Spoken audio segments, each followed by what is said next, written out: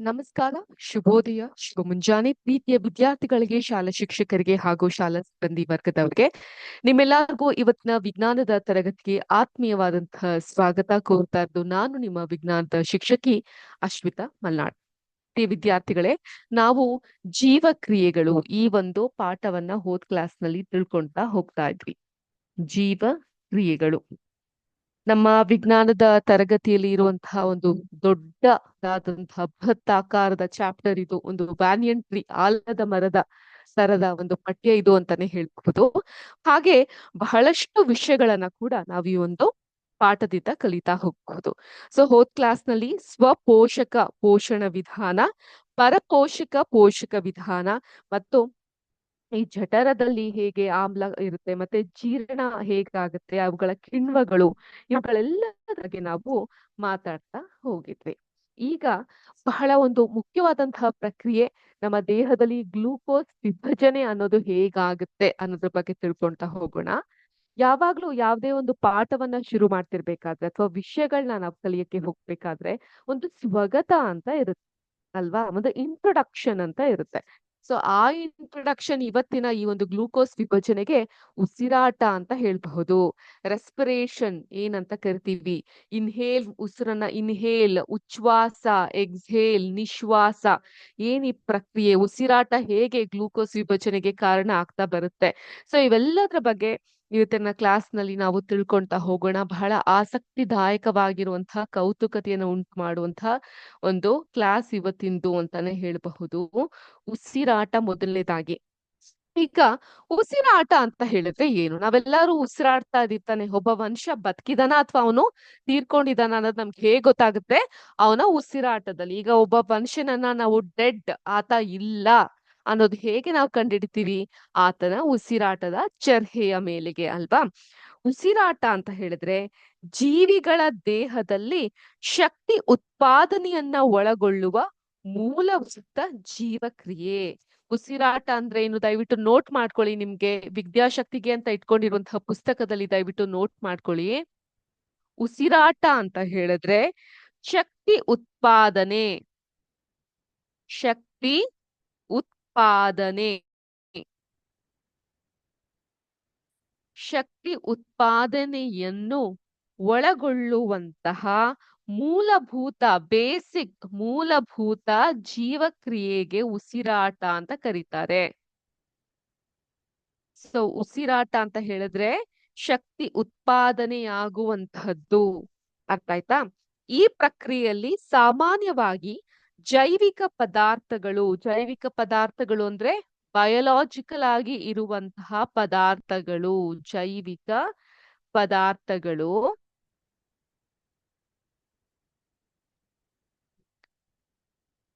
ಉತ್ಕರ್ಷಣೆಗೆ ಒಳಗಾಗಿ ಶಕ್ತಿ ಮತ್ತು carbon dioxide ಅನ್ನ ಬಿಡುಗಡೆ ಮಾಡುತ್ತೆ. ಅದು ಏನಕ್ಕೆ ಒಳಗಾಗಿ? ಉತ್ಕರ್ಷಣೆಗೆ ಒಳಗಾಗಿ, ಫ್ರಿಕ್ಷನ್ ಅಂತ ಕರಿತೀವಿ. ಉತ್ಕರ್ಷಣೆಗೆ ಒಳಗಾಗಿ ಶಕ್ತಿ ಮತ್ತು ಕಾರ್ಬನ್ ಡೈಆಕ್ಸೈಡ್ ಅನ್ನ ಬಿಡುಗಡೆ ಮಾಡುತ್ತೆ. ದೇಹದ ನಾನಾ ಚಟುವಟಿಕೆಗಳಿಗೆ ಅಗತ್ಯವಿರುವಂತಹ ಶಕ್ತಿಯನ್ನ ಉತ್ಪಾದಿಸುವುದು ಉಸಿರಾಟದ ಪ್ರಮುಖ ಉದ್ದೇಶ. ನಾ ಹೇಳ್ದಂಗೆ ಶಕ್ತಿ ಉತ್ಪಾದನೆಯೇ ಉಸಿರಾಟದ ಪ್ರಮುಖ ಉದ್ದೇಶದ main objective of respiration is ಶಕ್ತಿ ಉತ್ಪಾದನೆ. ಅರ್ಥ ಆಯ್ತಾ? ಇದೊಂದು ಮೂಲಭೂತವಾದಂತಹ ಜೀವಕ್ರಿಯೆ. ಜೈವಿಕ ಪದಾರ್ಥಗಳು ಉತ್ಕರ್ಷಣೆಗೆ ಒಳಗಾಗಿ ಶಕ್ತಿ ಮತ್ತು ಕಾರ್ಬನ್ ಡೈಆಕ್ಸೈಡ್ ಅನ್ನ ಅದು ಬಿಡುಗಡೆ ಮಾಡುತ್ತೆ. ತಿಳಿತಾ? ಉಸಿರಾಟದ ಬಗ್ಗೆ ನಿಮ್ಮೆಲ್ಲರಿಗೂ ಅರ್ಥ ಆಗಿದ್ಯಾ? ಯಾರಿಗಾದ್ರೂ ಏನಾದ್ರು ಡೌಟ್ಸ್ ಇದೆಯಾ? ಈಗ ನಿಮ್ಮಲ್ಲಿ ಒಂದು ಪ್ರಶ್ನೆ ಬರಬಹುದು. ಶ್ವಾಸಕೋಶೀಯ ಉಸಿರಾಟಕ್ಕೂ ಮತ್ತೆ ಜೀವಕೋಶೀಯ ಉಸಿರಾಟಕ್ಕೂ ಏನಾದ್ರೂ ವ್ಯತ್ಯಾಸ ಇದೆಯಾ ಮೇಡಮ್? ಶ್ವಾಸಕೋಶೀಯ ರೆಸ್ಪಿರೇಟರಿ ಸಿಸ್ಟಮ್ ಇಂದ ನಾವು ಆಡುವಂತಹ ಉಸಿರಾಟಕ್ಕೂ ಮತ್ತೆ ಜೀವಕೋಶೀಯ ಪ್ರತಿಯೊಂದು ಜೀವಗಳಿಗೆ ಅಂಗಾಂಗಗಳಿಗೆ ಉಸಿರ ಸಂಚಲನ ಆಗುತ್ತಲ್ಲ, ಅದಕ್ಕೂ ಏನಾದ್ರೂ ವ್ಯತ್ಯಾಸ ಇದೆಯಾ ಅಂತ ನೋಡಿ. ಬೇಕಾದ್ರೆ ನೋಟ್ ಮಾಡ್ಕೊಳ್ಳಿ.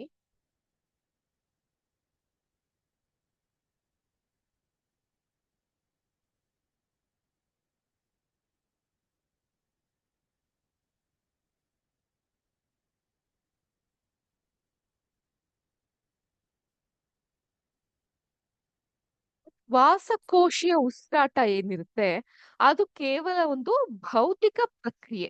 ಏನ್ ಪ್ರಕ್ರಿಯೆ ಅದು? ಭೌತಿಕ ಪ್ರಕ್ರಿಯೆ. ನೋಟ್ ಮಾಡ್ಕೊಳ್ಳಿ ಇದನ್ನ.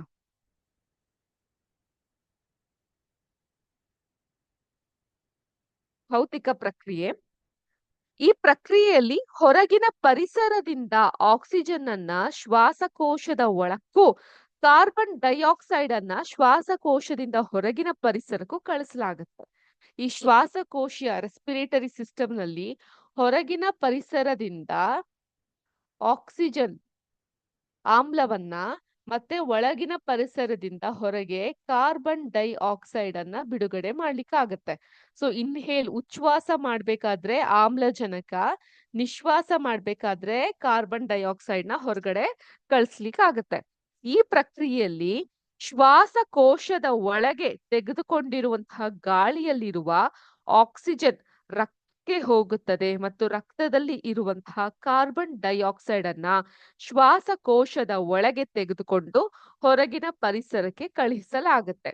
ಈ ರೀತಿಯ ಉಸಿರಾಟಕ್ಕೆ ಶ್ವಾಸಕೋಶ ಉಸಿರಾಟ ಅಂತ ಕರೀತಾರೆ. ಇದನ್ನ ಬಾಹ್ಯ ಉಸಿರಾಟ ಅಂತ ಕರೆಯೋದು ಉಂಟು.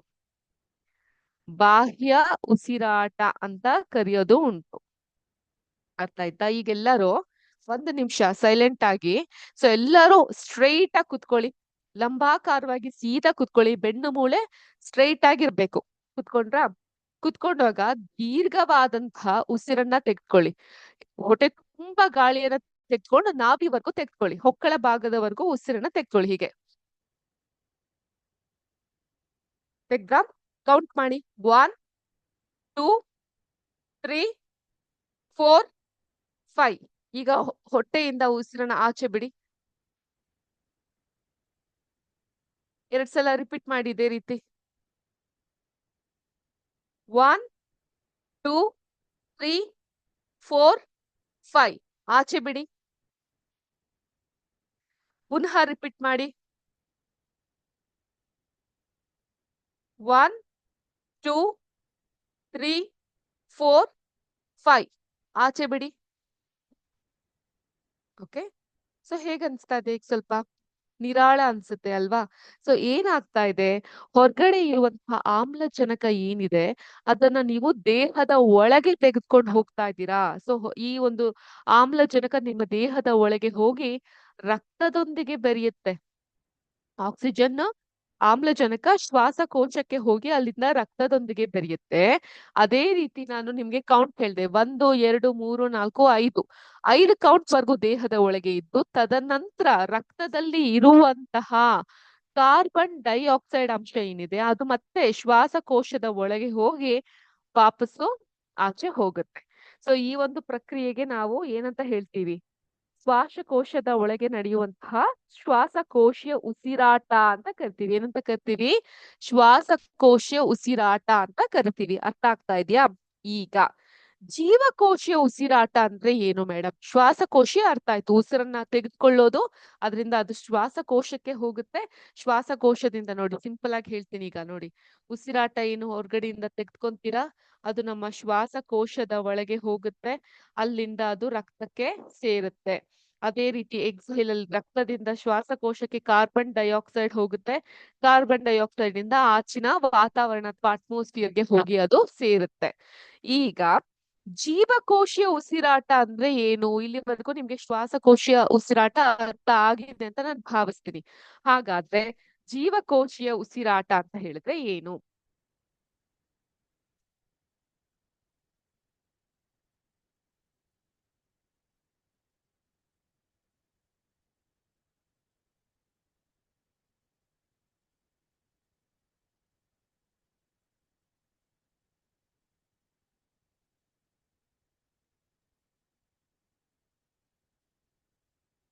ಜೀವಕೋಶೀಯ ಉಸಿರಾಟ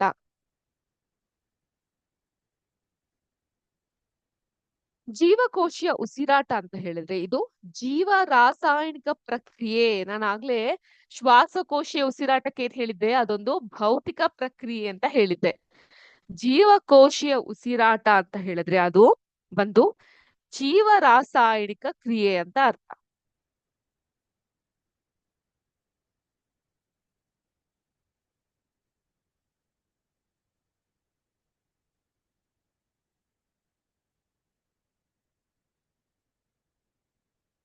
ಜೀವರಾಸಾಯನಿಕ ಕ್ರಿಯೆ.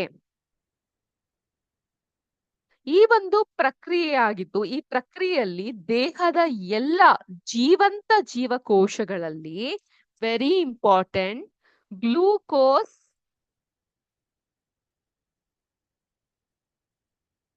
ಗ್ಲೂಕೋಸ್ ಏನಿದೆ, ಈ ಒಂದು ಗ್ಲೂಕೋಸ್ನ ಆಕ್ಸಿಡೀಕರಣಕ್ಕೆ ಒಳಗಾಗುತ್ತೆ. ಆಕ್ಸಿಡೈಸ್ಡ್ ಗ್ಲೂಕೋಸ್ ಅಂತ ಹೇಳ್ತೀವಿ. ಆಕ್ಸಿಡೀಕರಣಕ್ಕೆ ಒಳಗಾಗುತ್ತೆ. ನೋಟ್ ಮಾಡ್ಕೊಳ್ಳಿ, ದಯವಿಟ್ಟು ನೋಟ್ ಮಾಡ್ಕೊಳ್ಳಿ. ಇದು ನಿಮ್ಗೆ ನೋಟ್ಸ್ ಪ್ರಿಪೇರ್ ಮಾಡಕ್ಕೆ, ಸಮರಿ ನೋಟ್ಸ್ ಗಳನ್ನ ಪ್ರಿಪೇರ್ ಮಾಡಕ್ಕೆ ಬಹಳ ಬಹಳ ಹೆಲ್ಪ್ಫುಲ್ ಆಗ್ತಾ ಹೋಗುತ್ತೆ. ಅರ್ಥ ಆಯ್ತಾ? ಜೀವಕೋಶೀಯ ಉಸಿರಾಟ ಅಂತ ಹೇಳಿದ್ರೆ ಜೀವ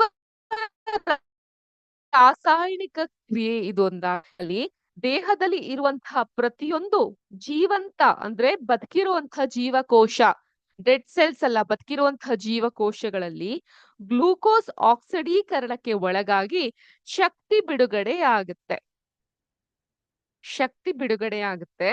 ಈ ರೀತಿಯ ಉಸಿರಾಟಕ್ಕೆ ಜೀವಕೋಶೀಯ ಉಸಿರಾಟ ಅಂತ ಕರಿತೀವಿ. ಕೆಲವೊಮ್ಮೆ ಇದನ್ನ ಆಂತರಿಕ ಉಸಿರಾಟ ಅಂತ ಸಹ ಕರಿತೀವಿ.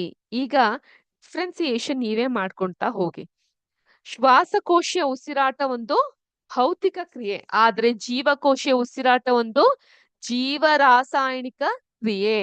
ಮತ್ತೆ ಶ್ವಾಸಕೋಶದ ಉಸಿರಾಟದಲ್ಲಿ ಏನಾಗುತ್ತೆ, ಶ್ವಾಸಕೋಶದ ಒಳಗೆ ಪರಿಸರದಿಂದ ಆಕ್ಸಿಜನ್ ನ ತೆಗೆದುಕೊಳ್ತೀವಿ, ಅದು ರಕ್ತದ ಒಳಗೆ ಸೇರಿ ಹೋಗುತ್ತೆ. ಅದೇ ರೀತಿ ರಕ್ತದ ಒಳಗೆ ಇರುವಂತಹ ಕಾರ್ಬನ್ ಡೈಆಕ್ಸೈಡ್ ಅನ್ನ ಶ್ವಾಸಕೋಶದ ಒಳಗೆ ತೆಗೆದುಕೊಂಡು ಹೊರಗಿನ ಪರಿಸರಕ್ಕೆ ಕಳಿಸಲಾಗುತ್ತೆ. ನಾವ್ ಅದನ್ನ ಲೈವ್ ಆಗಿ ಹೇಗ್ ಮಾಡಿದ್ವಿ ಅಂತ ಸಹ ನಿಮ್ಗೆ ಗೊತ್ತಿದೆ. ಈ ರೀತಿ ಉಸಿರಾಟವನ್ನ ಆ ಶ್ವಾಸಕೋಶದ ಉಸಿರಾಟವನ್ನ ನಾವು ಬಾಹ್ಯ ಉಸಿರಾಟ ಅಂತ ಕರಿತೀವಿ. ಆದ್ರೆ ಜೀವಕೋಶೀಯ ಉಸಿರಾಟವನ್ನ ಆಂತರಿಕ ಉಸಿರಾಟ ಅಂತ ನಾವು ಕರಿತಾ ಹೋಗ್ತೀವಿ. ಯಾಕೆ ಅಂತ ಹೇಳಿದ್ರೆ ಇಲ್ಲಿ ನಮ್ಮ ದೇಹದ ಒಳಗಡೆ ಇರುವಂತಹ ಪ್ರತಿಯೊಂದು ಜೀವಂತ ಜೀವಕೋಶಗಳಲ್ಲಿಯೂ ಕೂಡ ಗ್ಲೂಕೋಸ್ ಆಕ್ಸಿಡೀಕರಣ ಆಗಿ ಅದರಿಂದ ಶಕ್ತಿ ಬಿಡುಗಡೆ ಆಗುತ್ತೆ. ಓಕೆ, ಸೊ ಇದು ಯಾವ ರೀತಿ ಆಗುತ್ತೆ ಅನ್ನೋದನ್ನ ಕೂಡ ನಾವು ನೋಡೋಣ. ಅದಕ್ಕಿಂತ ಮುಂಚೆ ಇನ್ನೊಂದು ಪ್ರಶ್ನೆ ನಿಮ್ಮಲ್ಲಿ ಇರಬಹುದು. ಏನು, ಉಸಿರಾಟದ ಪ್ರಕ್ರಿಯೆಯಲ್ಲಿ ನಾವು ಹೊರಗಡೆ ಹಾಕುವಂತಹ ಗಾಳಿಯಲ್ಲಿ ಕಾರ್ಬನ್ ಡೈಆಕ್ಸೈಡ್ ವಿಫುಲವಾಗಿರುತ್ತೆ ಅಂತ ಹೇಳ್ದೆ. ಹೇಗಿರುತ್ತೆ?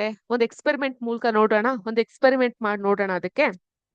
ಓಕೆ, ಸೊ ಈ ಪಾಯಿಂಟ್ಸ್ ನ ನೋಟ್ ಮಾಡ್ಕೊಂಡಿದ್ದೀರಾ ಅಂತ ಭಾವಿಸ್ತಾ ಈಗ ಒಂದು ಎಕ್ಸ್ಪೆರಿಮೆಂಟ್ ಕಡೆಗೆ ಮುಖ ಮಾಡೋಣ.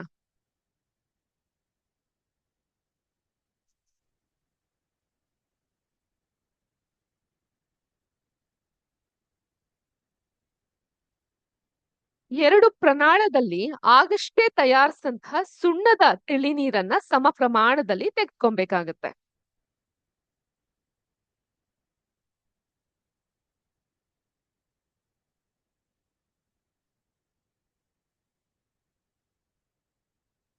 ಎರಡು ಪ್ರಣಾಳ ಇದೆ ಅಥವಾ ಪ್ರಣಾಳ ಹೀಗಿರಬಹುದು.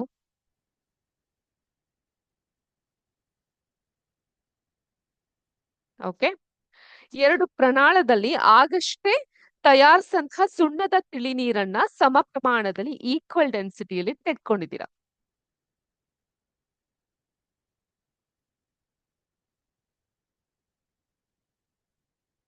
ಈಕ್ವಲ್ ಆಗಿದೆಯಾ? ಒಂದರೊಳಗೆ ಗಾಳಿಯನ್ನ ಬಾಯಿಂದ ಊದ್ಬೇಕಾಗುತ್ತೆ. ಇದ್ರ ಒಂದ್ರ ಒಳಗೆ ಗಾಳಿ ಏನಿದೆ ಅದನ್ನ ನಾವು ಬಾಯಿಂದ ಊದ್ಬೇಕಾಗುತ್ತೆ.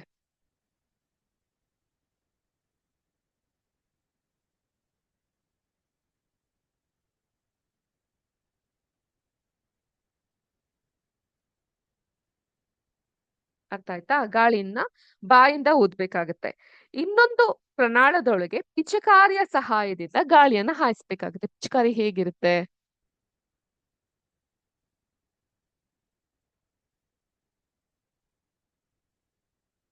ಹೀಗಿರುತ್ತೆ ಅಂತ ಸದ್ಯಕ್ಕೆ ಭಾವಿಸೋಣ. ಪಿಚಕಾರಿ ಸಹಾಯದಿಂದ ಗಾಳಿ. ಈಗ ಸುಣ್ಣದ ತಿಳಿನೀರು ಬೆಳ್ಳಗಾಗಲು ಎಷ್ಟು ಸಮಯ ತೆಗೆದುಕೊಂಡಿತ್ತು ಅನ್ನೋದನ್ನ ಗುರ್ತು ಇಟ್ಕೊಬೇಕಾಗತ್ತೆ. ನಾವು ಬಾಯಿಂದ ಊದಿದಾಗ ಸುಣ್ಣದ ತಿಳಿನೀರು ಬೇಗ ಬೆಳ್ಳಗಾವುದು ಈ ಚಟುವಟಿಕೆಯಿಂದ ಗೊತ್ತಾಗುತ್ತೆ. ಇದರಿಂದ ನಾವು ಹೊರಕ್ಕೆ ಬಿಡುವಂತಹ ಗಾಳಿಯಲ್ಲಿ ಸಾಪೇಕ್ಷವಾಗಿ ಹೆಚ್ಚು ಕಾರ್ಬನ್ ಡೈ ಆಕ್ಸೈಡ್ ಇರೋದು ರುಜುವಾತ್ ಆಗ್ತಾ ಬರುತ್ತೆ. ಯಾಕಂದ್ರೆ ಇದಕ್ಕೆ ಕಂಪೇರ್ ಮಾಡಿದ್ರೆ ಇಲ್ಲಿ ತುಂಬಾ ಬೇಗ ಬೆಳ್ಳಗಾಗುತ್ತೆ, ಕಾರಣ ನಾವು ಬಾಯಿಯಿಂದ ಈ ಒಂದು ಗಾಳಿಯಲ್ಲಿ ಕಾರ್ಬನ್ ಡೈಆಕ್ಸೈಡ್ ನ ಊದಿದ್ಕೆ. ಕ್ಲಿಯರ್? ಅದೇ ರೀತಿ ಈ ವಾಯುವಿಕ ಉಸಿರಾಟ ಮತ್ತು ಅವಾಯುವಿಕ ಉಸಿರಾಟ ಕ್ರಿಯೆಯಲ್ಲಿ ಗ್ಲೂಕೋಸ್ ವಿಭಜನೆಯನ್ನ ನಾವು ಇವಾಗ ನೋಡ್ತಾ ಹೋಗೋಣ.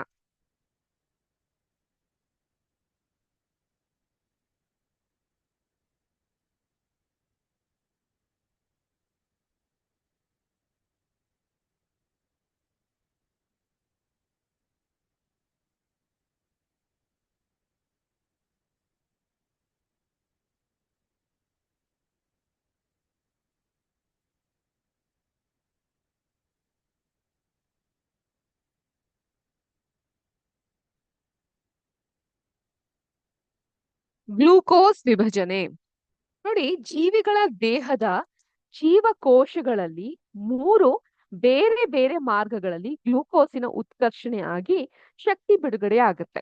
ಅರ್ಥ ಆಯ್ತಾ? ಯಾವ ಮಾರ್ಗದಲ್ಲಿ? 3 ಬೇರೆ ಬೇರೆ ಭಾಗದಲ್ಲಿ ಗ್ಲೂಕೋಸ್ ವಿಭಜನೆ ಆಗಿ ಶಕ್ತಿ ಶಕ್ತಿ ಏನಾಗುತ್ತೆ? ಬಿಡುಗಡೆ ಆಗ್ತಾ ಬರುತ್ತೆ. ನಮ್ಮ ದೇಹದ ಜೀವಕೋಶಗಳು ಆಕ್ಸಿಜನ್ನಿನ ನೆರವಿನಿಂದ ಗ್ಲೂಕೋಸ್ ಅನ್ನ ಉತ್ಕರ್ಷಿಸಿ ಕಾರ್ಬನ್ ಡೈಆಕ್ಸೈಡ್ ಮತ್ತು ಶಕ್ತಿಯನ್ನ ಉಂಟು ಮಾಡುತ್ತೆ. ಈ ರೀತಿಯ ಉಸಿರಾಟಕ್ಕೆ ವಾಯುವಿಕ ಉಸಿರಾಟ ಅಂತ ಕರಿತೀವಿ.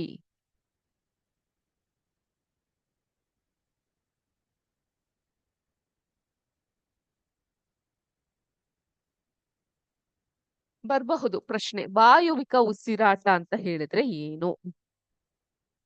ನಮ್ಮ ದೇಹದ ಜೀವಕೋಶಗಳು ಆಕ್ಸಿಜನ್ನಿನ ನೆರವಿನಿಂದ ಗ್ಲೂಕೋಸ್ ಅನ್ನ ಉತ್ಕರ್ಷಿಸಿ ಕಾರ್ಬನ್ ಡೈಆಕ್ಸೈಡ್, ನೀರು ಮತ್ತು ಶಕ್ತಿಯನ್ನ ಉಂಟು ಮಾಡುವಂತಹ ಪ್ರಕ್ರಿಯೆಗೆ ವಾಯುವಿಕ ಉಸಿರಾಟ ಅಂತ ಕರಿತೀವಿ. ಅರ್ಥ ಆಯ್ತಾ? ಆಕ್ಸಿಜನ್ನಿನ ನೆರವಿನಿಂದ ಗ್ಲೂಕೋಸ್ ಉತ್ಕರ್ಷಣೆಯಾಗಿ ಅದರಿಂದ ಉಂಟಾಗುವಂತಹ ಕಾರ್ಬನ್ ಡೈಆಕ್ಸೈಡ್, ನೀರು ಪ್ಲಸ್ ಶಕ್ತಿ. ಆಕ್ಸಿಜನ್ನ ನೆರವಿನಿಂದ ಗ್ಲೂಕೋಸ್ ಉತ್ಕರ್ಷಣೆಯಾಗಿ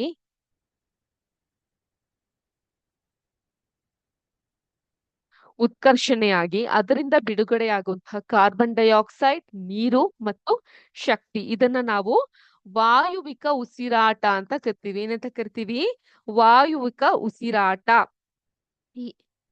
ನಮ್ಮ ದೇಹದ ಕೋಶಗಳಿಗೆ ಆಕ್ಸಿಜನ್ ಅಗತ್ಯ ಪ್ರಮಾಣದಲ್ಲಿ ಪೂರೈಕೆ ಆಗದಿದ್ದಾಗ ಇನ್ನೊಂದು ಮಾರ್ಗದಲ್ಲಿ ಗ್ಲೂಕೋಸ್ ಉತ್ಕರ್ಷಣೆಗೊಂಡು ಶಕ್ತಿ ಬಿಡುಗಡೆ ಆಗುತ್ತೆ. ಇಲ್ಲಿ ಏನಾಗುತ್ತೆ? ಆಕ್ಸಿಜನ್ ಅದು ಸಾಪೇಕ್ಷವಾಗಿ ಸಿಗುತ್ತೆ.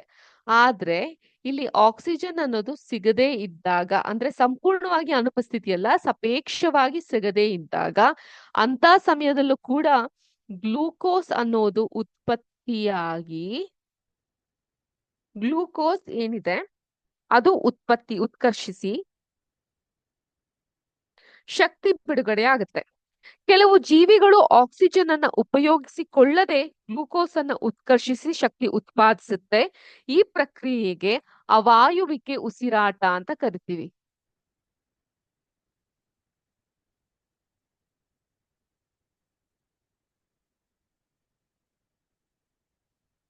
Very simple concept. ಎಲ್ಲಿ ಆಕ್ಸಿಜನ್ ಅಥವಾ ಜನಕದ ಸಹಾಯದಿಂದ ಗ್ಲೂಕೋಸ್ ಉತ್ಕರ್ಷಣೆಯಾಗಿ ಅದರಿಂದ ಕಾರ್ಬನ್ ಡೈಆಕ್ಸೈಡ್, ನೀರು, ಶಕ್ತಿ ಉತ್ಪಾದನೆಯಾಗುತ್ತೋ ಅದಕ್ಕೆ ವಾಯುವಿಕ ಉಸಿರಾಟ ಅಂತ ಹೇಳ್ತೀವಿ. ಆಕ್ಸಿಜನ್ ನ ಅನುಪಸ್ಥಿತಿ ಅಥವಾ ಇಲ್ಲದೆ ಇರುವಂತಹ ಸಮಯದಲ್ಲಿ ಗ್ಲೂಕೋಸ್ ಉತ್ಕರ್ಷಣೆಯಾಗಿ ಅದರಿಂದ ಶಕ್ತಿ ಏನ್ ಉಂಟಾಗುತ್ತೋ ಅಂತಹದ್ನ ನಾವು ಅವಾಯುವಿಕ ಉಸಿರಾಟ ಅಂತ ಕರಿತೀವಿ. ಅರ್ಥ ಆಯ್ತಾ? ಈ 3 ವಿಧಾನಗಳಲ್ಲಿ ಮೊದಲು ಗ್ಲೂಕೋಸ್ ಅಣುವು ವಿಭಜನೆಗೊಂಡು ಪೈರುವೇಟ್ ಎಂಬ ಸರಳ ಅಣು ಆಗುತ್ತದೆ. ವೆರಿ ಇಂಪಾರ್ಟೆಂಟ್ ಈ ಪದ. ಪೈರುವೇಟ್ ಎನ್ನುವಂತಹ ಏನದು? ಸರಳ ಅಣು.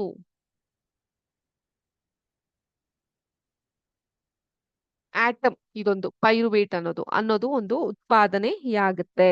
ಈ ಪ್ರಕ್ರಿಯೆಯ ಜೀವಕೋಶದ ಕೋಶ ದ್ರವ್ಯದ ಒಳಗೆ ಜರುಗುತ್ತದೆ. ನಾವು ಹೋದ್ ಕ್ಲಾಸ್ ನಲ್ಲಿ ಕೋಶ ದ್ರವ್ಯಗಳು ಅಂದ್ರೆ ಏನು, ಸೈಟೋಪ್ಲಾಸಮ್ ಅಂತ ಕರಿತೀವಿ, ಕೋಶ ಕೇಂದ್ರ ನ್ಯೂಕ್ಲಿಯಸ್, ಕೋಶ ಭಿತ್ತಿ ಸೆಲ್ ವಾಲ್, ಇವುಗಳೆಲ್ಲ ಬಗ್ಗೆ ಮಾತಾಡಿದ್ವಿ. ಇವಾಗ ನಾವು ಮುಂದುವರ್ತಾ ಹೋಗೋಣ. ವಾಯುವಿಕ ಉಸಿರಾಟ ಮತ್ತು ಅವಾಯುವಿಕ ಉಸಿರಾಟಗಳಲ್ಲಿ ಗ್ಲೂಕೋಸ್ ವಿಭಜನೆಯಿಂದ ಶಕ್ತಿ ಉತ್ಪಾದನೆ ಆಗೋದು ಹೇಗೆ ಅನ್ನೋದನ್ನ ನಾವು ತಿಳ್ಕೊಂತಾ ಹೋಗೋಣ. ಇವಾಗಿನವರೆಗೂ ವಾಯುವಿಕ ಉಸಿರಾಟ ಅಂದ್ರೆ ಏನು, ಅವಾಯುವಿಕ ಉಸಿರಾಟ ಅಂದ್ರೆ ಏನು ಅನ್ನೋದನ್ನ ಅರ್ಥ ಮಾಡ್ಕೊಂಡ್ವಿ. ಆದ್ರೆ ಇದರಿಂದ ಶಕ್ತಿ ಹೇಗೆ ಬಿಡುಗಡೆ ಆಗುತ್ತೆ ಅನ್ನೋದನ್ನ ನಾವೀಗ ನೋಡ್ತಾ ಹೋಗೋಣ. ನೋಟ್ ಮಾಡ್ಕೊಂಡಿದ್ದೀರಲ್ಲ ಇದನ್ನೆಲ್ಲ?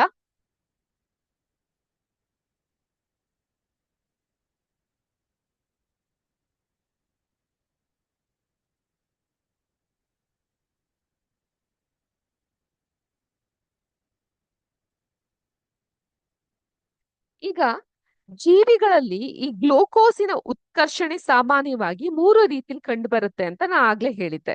ಯಾವ್ಯಾವ್ದದ್ 3 ರೀತಿ? ಮೊದಲನೇ ರೀತಿ, ಕೆಲವು ಜೀವಿಗಳು ಆಕ್ಸಿಜನ್ ಅನ್ನ ಉಪಯೋಗಿಸಿಕೊಂಡು ಗ್ಲೂಕೋಸ್ ಅನ್ನ ಉತ್ಕರ್ಷಿಸಿ ತಮಗೆ ಬೇಕಾದ ಶಕ್ತಿಯನ್ನ ಪಡೆದುಕೊಳ್ಳುತ್ತೆ. ಈ ರೀತಿಯ ಉಸಿರಾಟಕ್ಕೆ ವಾಯುವಿಕ ಉಸಿರಾಟ ಅಂತ ಕರಿತೀವಿ. ಇದು ಮೈಟೋಕಾಂಡ್ರಿಯಾದಲ್ಲಿ ಸಂಭವಿಸುತ್ತೆ. ನಾ ಆಗ್ಲಿ ವಾಯುಕ ಉಸಿರಾಟದ ಎಕ್ಸ್ಪ್ಲನೇಷನ್ ಕೊಟ್ನಲ್ಲ, ಈ ವಾಯುಕ ಉಸಿರಾಟ ಒಂದು ಗ್ಲೂಕೋಸ್ ವಿಭಜನೆ. ಈ ಒಂದು ವಾಯುವಿಕ ಉಸಿರಾಟ ಮೈಕ್ರೋಕಾಂಡ್ರಿಯಂ ಅಲ್ಲಿ ನಡೆಯುತ್ತೆ.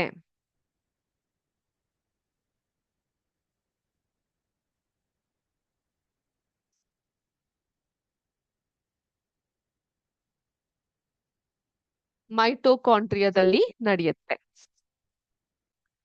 ಅದೇ ರೀತಿ ಇನ್ನು ಕೆಲವು ಜೀವಿಗಳು ಆಕ್ಸಿಜನ್ನಿನ ಕೊರತೆ, ಇಲ್ಲೇನಾಗಿರುತ್ತೆ, ಸಾಪೇಕ್ಷವಾಗಿ ಆಕ್ಸಿಜನ್ ಇರುತ್ತೆ.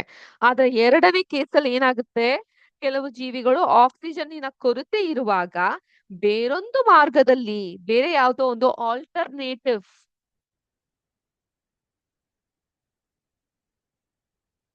ಅಥವಾ ಬೇರೊಂದು ಮಾರ್ಗದಲ್ಲಿ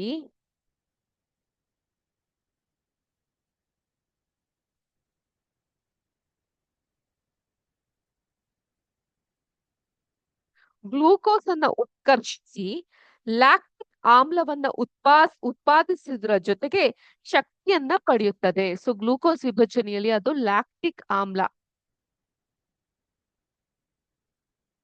ಲ್ಯಾಕ್ಟಿಕ್ ಆಸಿಡ್ ಅನ್ನ ಉತ್ಪಾದನೆ ಮಾಡಿ ಅದರಿಂದ ಶಕ್ತಿಯನ್ನ ಪಡೆಯುತ್ತೆ. ಇದು ದೇಹದ ಸ್ನಾಯುಗಳಲ್ಲಿ ಸಂಭವಿಸುತ್ತೆ. This happens in the muscles. ಅರ್ಥ ಆಯ್ತಾ? ಮೂರನೇ ಕೇಸ್ ಅಲ್ಲಿ ಕಂಪ್ಲೀಟ್ ಆಬ್ಸೆನ್ಸ್ ಆಫ್ ಆಕ್ಸಿಜನ್, ಗಾಳಿಯೇ ಇರೋದಿಲ್ಲ. ಆಕ್ಸಿಜನ್ ರಹಿತ ವಾತಾವರಣದಲ್ಲಿ ಆಕ್ಸಿಜನ್ ಅನ್ನ ಉಪಯೋಗನೇ ಇಲ್ಲದೆ ಗ್ಲೂಕೋಸ್ ವಿಭಜಿಸಿ ಶಕ್ತಿ ಪಡೆಯುತ್ತೆ. ಈ ರೀತಿಯ ಉಸಿರಾಟಕ್ಕೆ ಅವಾಯುವಿಕ ಉಸಿರಾಟ.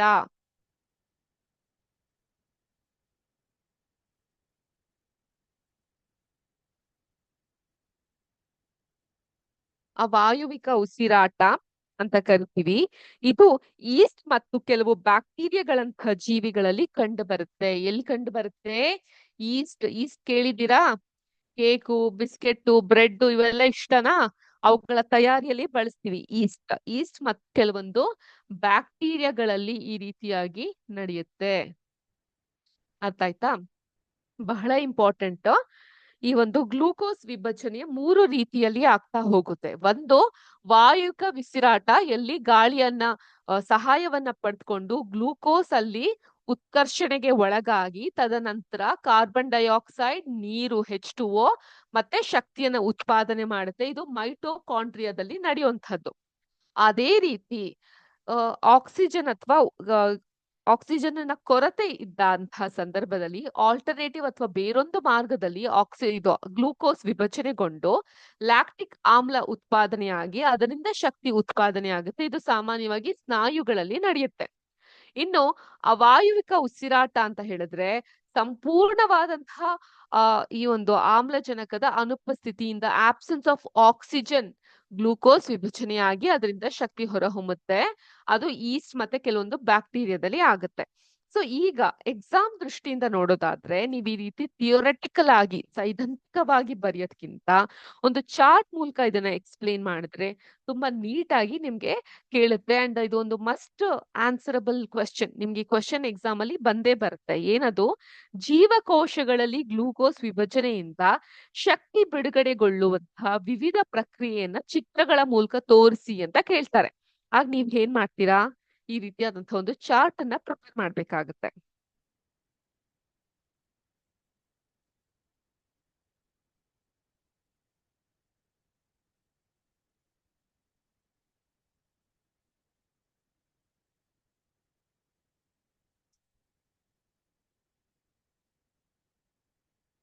ತುಂಬಾ ಚಿಕ್ಕದಾಗಿ ಬರಿತೀನಿ, ಯಾಕಂದ್ರೆ ನಿಮ್ಗೆ ನೀಟಾಗಿ ಕಾಣ್ಲಿ ಅನ್ನುವಂತಹ ಉದ್ದೇಶದಿಂದ.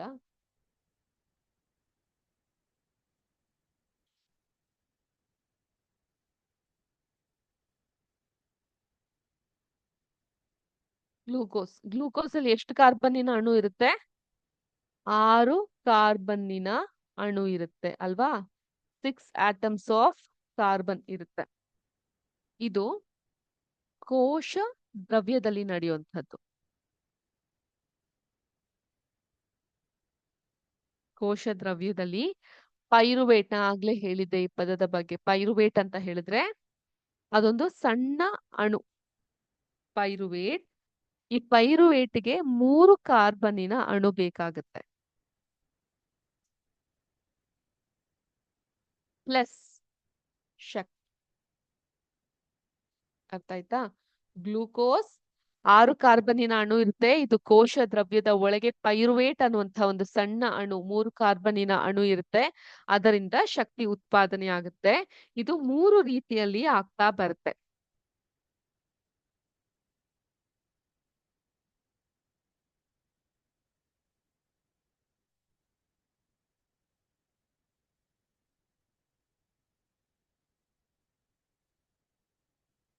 ಓಕೆ, ಮೊದಲನೇದು ಆಕ್ಸಿಜನ್ನ ಅನುಪಸ್ಥಿತಿ. In the absence of oxygen, ಅವಾಯುವಿಕ ಉಸಿರಾಟದ ಬಗ್ಗೆ ನಾನು ಮಾತಾಡ್ತಾ ಇದ್ದೆ ಅಲ್ವಾ? ಅದೇ ಇದು ಆಕ್ಸಿಜನ್ನಿನ ಅನುಪಸ್ಥಿತಿ. ಅದೇ ರೀತಿ ಇಲ್ಲಿ ಆಕ್ಸಿಜನ್ನಿನ ಕೊರತೆ.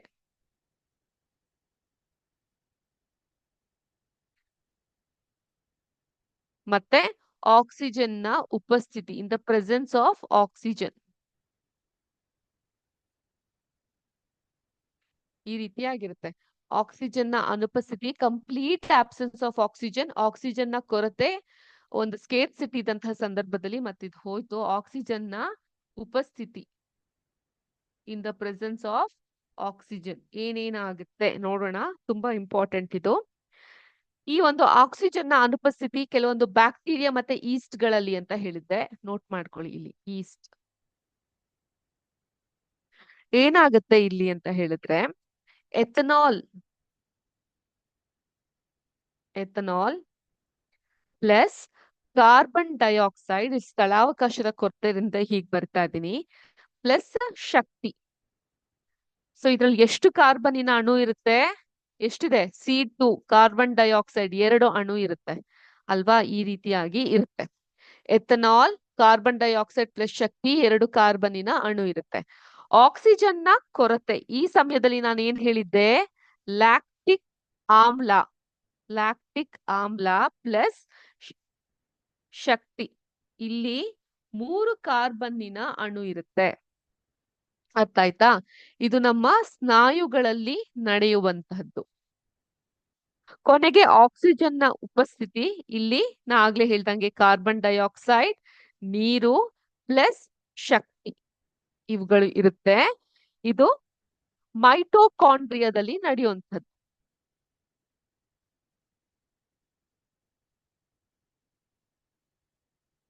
ಅರ್ಥ ಆಯ್ತಾ?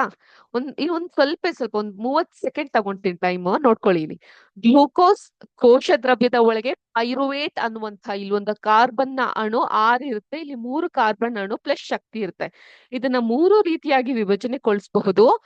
ಅವಾಯುವಿಕ ಉಸಿರಾಟ ಅಂದ್ರೆ ಆಕ್ಸಿಜನ್ ನ ಅನುಪಸ್ಥಿತಿ, in the absence of oxygen, yeast ಮತ್ತೆ ಬ್ಯಾಕ್ಟೀರಿಯಾಗಳಲ್ಲಿ ಇರುತ್ತೆ. Ethanol plus carbon dioxide plus ಶಕ್ತಿ, 2 ಕಾರ್ಬನ್ನಿನ ಅಣು ಇರುತ್ತೆ.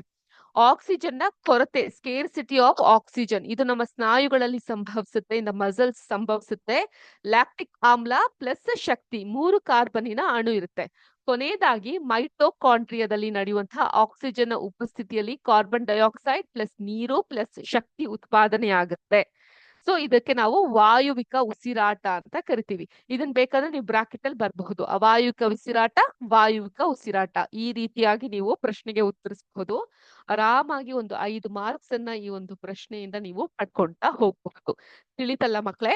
ಇದಾಗಿತ್ತು ಇವತ್ತಿನ ತರಗತಿಯಲ್ಲಿ ಗ್ಲೂಕೋಸ್ ವಿಭಜನೆಯ ಕುರಿತು. ನಿಮ್ಮೆಲ್ಲರಿಗೂ ಅರ್ಥ ಆಗಿದೆ ಅಂತ ಭಾವಿಸ್ತೀನಿ. ಮುಂದಿನ ಕ್ಲಾಸ್ ನಲ್ಲಿ ಮೀಟ್ ಆಗೋಣ. ಅಲ್ಲಿವರೆಗೂ ಶುಭ ದಿನ. ಜೈ ಹಿಂದ್, ಜೈ ಕರ್ನಾಟಕ ಮಾತೆ, ಜೈ ವಿದ್ಯಾಶಕ್ತಿ. ನಮಸ್ಕಾರ.